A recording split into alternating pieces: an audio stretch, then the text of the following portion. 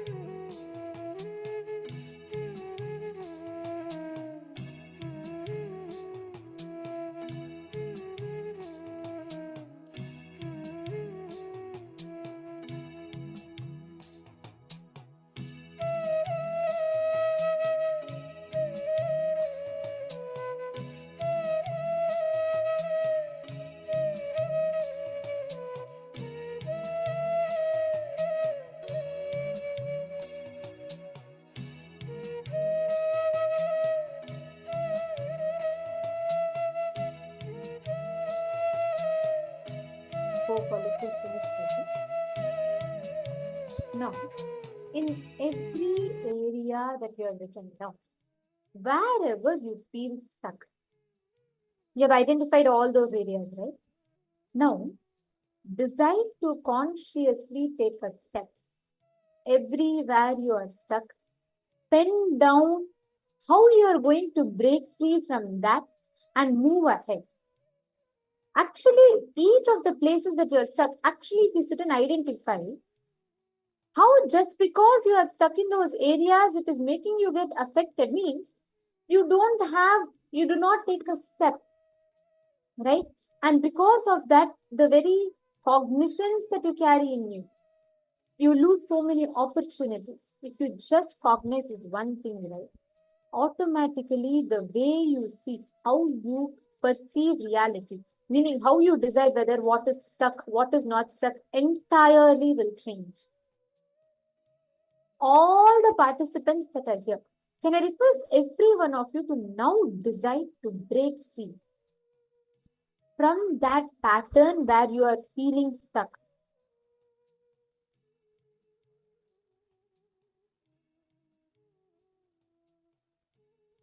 Each time, whenever you start cognizing, understanding, feeling stuck, life is stuck in any aspect, you need to just break that pattern that convinces you that you are stuck. Automatically, things will start moving. It is not how much ever you may believe, oh, externally I have debts, externally people are dependent on me. Like practically, I don't have a resource to do what I want. Listen carefully. If you decide right now, just if you stop getting stuck, automatically you will have a breakthrough. Automatically you will start understanding how that shift can happen in you.